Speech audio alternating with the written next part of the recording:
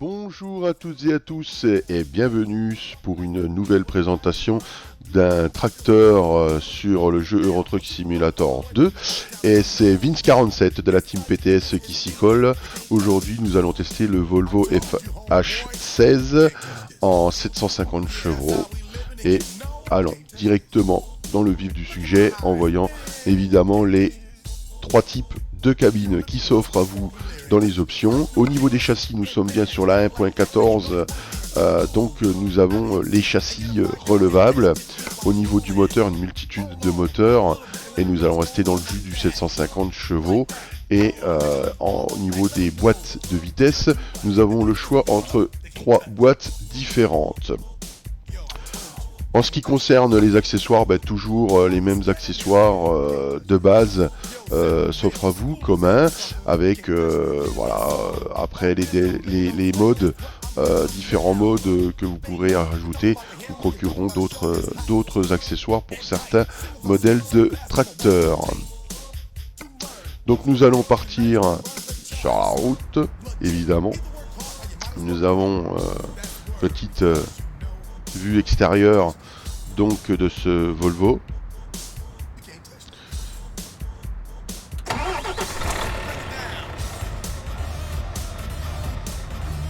Ça tourne bien.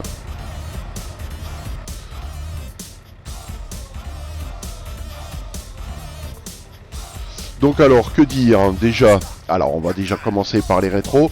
Le rétro grand angle est au niveau inférieur. Nous avons une bonne visibilité dans les rétros.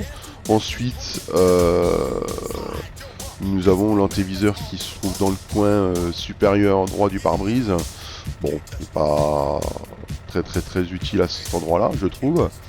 Et ensuite, le tableau de bord. Alors le tableau de bord, nous avons donc un compteur avec un double compteur, compteur contour, voilà, au niveau intérieur. Et nous avons un affichage digital par rapport au rapport sélectionné.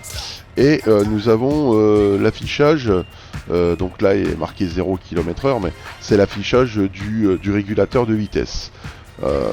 Nous avons évidemment, et c'est ça qui est bien sur le Volvo je trouve, l'affichage clair des jauges de carburant sur la gauche et sur la droite la capacité du réservoir ainsi que la consommation instantanée et la consommation, la moyenne de la consommation et différentes informations.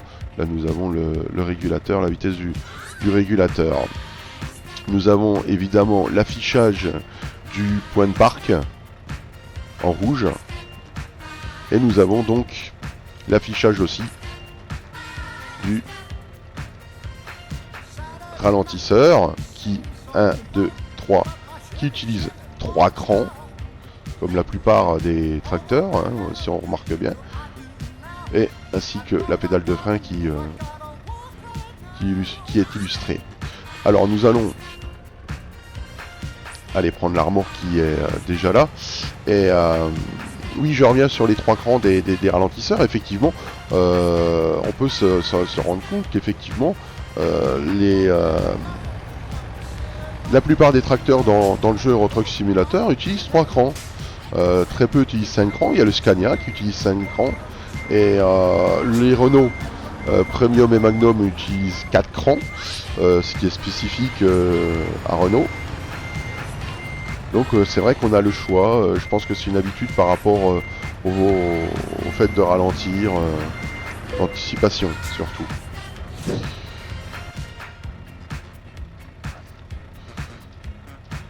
Voilà, on va allumer les feux et on va donc partir tester ce Volvo 750, donc qui est le tracteur d'origine dans le jeu Euro Truck Simulator le plus puissant au niveau motorisation.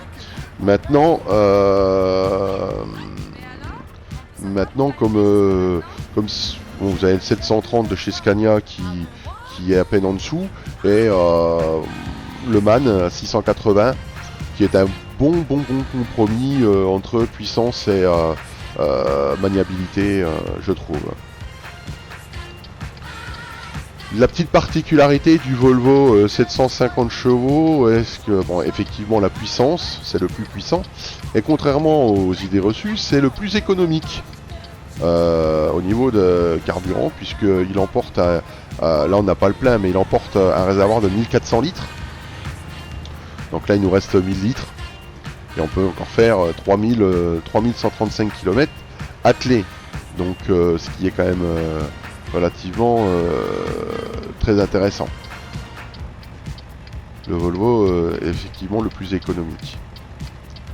Ce qui est quand même un avantage pour faire les longues distances.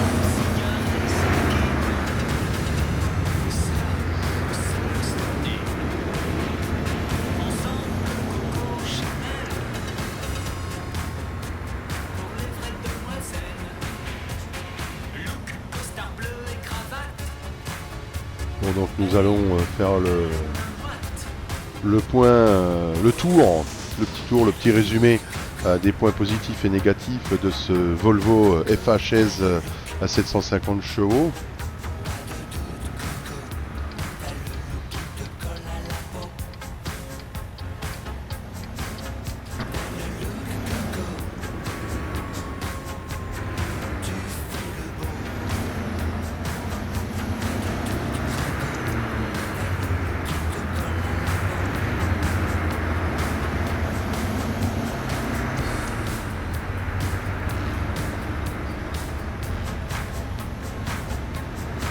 On va aller se garer.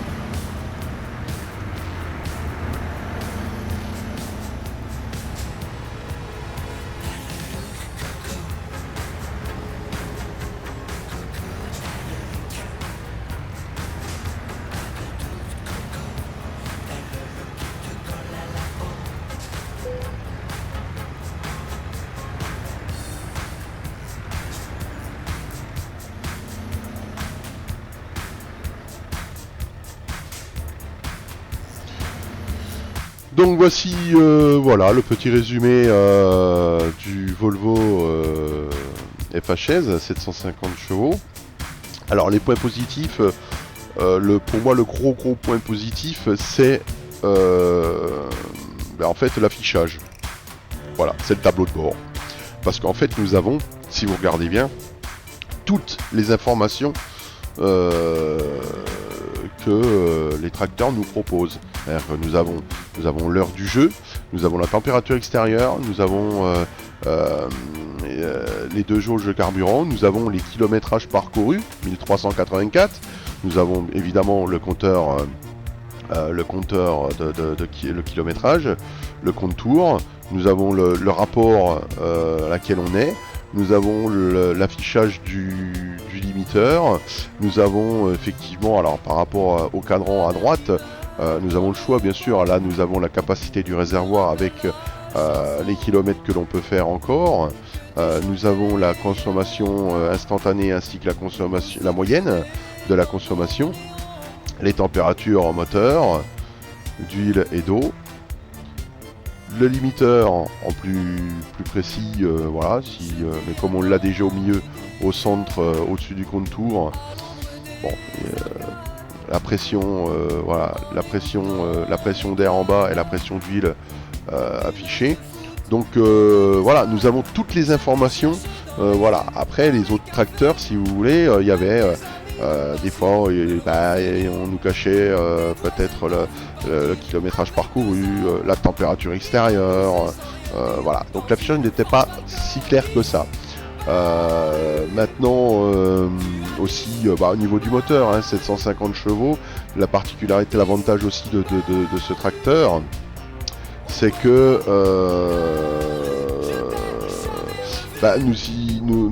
nous avons. Voilà. Nous avons l'avantage de ce tracteur, c'est que nous avons donc un tracteur très puissant, 750 chevaux, et que effectivement, donc ce qui a un avantage dans les montées avec des charges lourdes. Mais par contre, nous avons l'avantage, c'est que c'est celui qui consomme le moins. Bon, certes, il a un réservoir de 1400 litres en simple essieu, je précise, puisqu'en double essieu, par exemple, si on prend du 6x2, le réservoir descend à 600 litres. Mais il reste toujours, on va dire, par rapport aux autres tracteurs, effectivement, le plus économique, parce qu'il consomme le moins, il se régule le mieux au niveau de la consommation.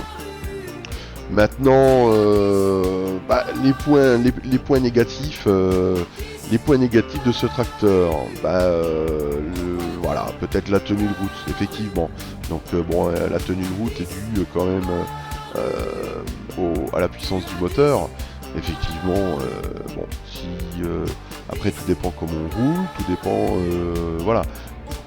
Il y a beaucoup de paramètres à prendre en compte. Alors effectivement, le Volvo a tendance à pas trop tenir la route dans les virages. Bon. Après, il faut peut-être ralentir un peu plus, anticiper un peu plus, juste, voilà, pour pas... mais bon, après, est-ce que c'est pas dû à la puissance? Bon, ça... voilà, après c'est un avis personnel. Donc sur ce, nous avons fait donc le tour de ce Volvo. Maintenant, laissez des commentaires. Je tenais quand même à revenir sur un petit point aussi... voilà, dans les commentaires sur les vidéos, que ce soit sur les présentations des tracteurs ou sur d'autres vidéos qui sont sur la chaîne YouTube, on nous pose toujours la question, et j'aimerais y répondre moi aussi, savoir quelle configuration on a pour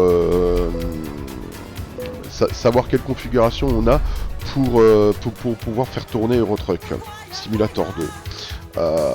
En fait, chacun a sa propre configuration, chacun a son propre ordinateur, donc les configurations changent. Maintenant, une configuration, ma foi, il faut tout simplement, je pense, le minimum. Après que l'on est, je veux dire par là, c'est que même si on a, je vais aller dans l'extrême, vraiment dans l'extrême, même si on a 50 cartes graphiques hyper puissantes, et puis les derniers processeurs et tout, le jeu a des limites. voilà, le jeu a ses limites. Il a certes, effectivement, on pourra peut-être avoir un affichage HD, je veux dire, par rapport au 1080, des choses comme ça. Mais les textures en ultra, les textures, voilà. Mais il y a toujours des limites. Après, bon, euh, après on n'a pas un PC uniquement pour jouer à Euro Truck Simulator 2. Enfin, du moins je pense. Et je l'espère, du moins. Donc voilà, après chaque personne de la team, chaque personne a sa propre configuration, voilà, le jeu il tourne. Bon, maintenant après, voilà, c'est au choix de chacun. Donc effectivement, voilà, après pour faire tourner Euro Truck, si on parle budget, effectivement, en prenant un PC portable dans les 500-550 euros, oui, il va tourner très bien. Voilà, il va tourner très bien. Après, voilà, c'est pas. Et peu importe le Windows qu'on utilise, que ce soit Windows 7, Windows 7, Windows 8, Vista ou XP, de toute façon, il tournera. Sur Vista, je sais pas, mais sur XP, il tournera de toute façon, c'est sûr. Après, peu importe le Windows que l'on a, parce que c'est un. Voilà. Donc, ça tournera. Voilà, sur cette petite parenthèse qui se ferme, il ne me reste plus qu'à vous souhaiter une bonne journée ou une bonne soirée, voire une bonne nuit. Tout dépend toujours à laquelle vous regardez la vidéo. Et puis, je vous donne rendez-vous très très bientôt pour une autre test. Voilà, notre test, certainement map ou un mode, peut-être un mode Mercedes à voir, ou un mode d'un truc américain, ou dès que la 1.14 sera sortie de la bêta et où les modes pourront passer très très facilement. Donc je vous dis à très très bientôt. Bye bye.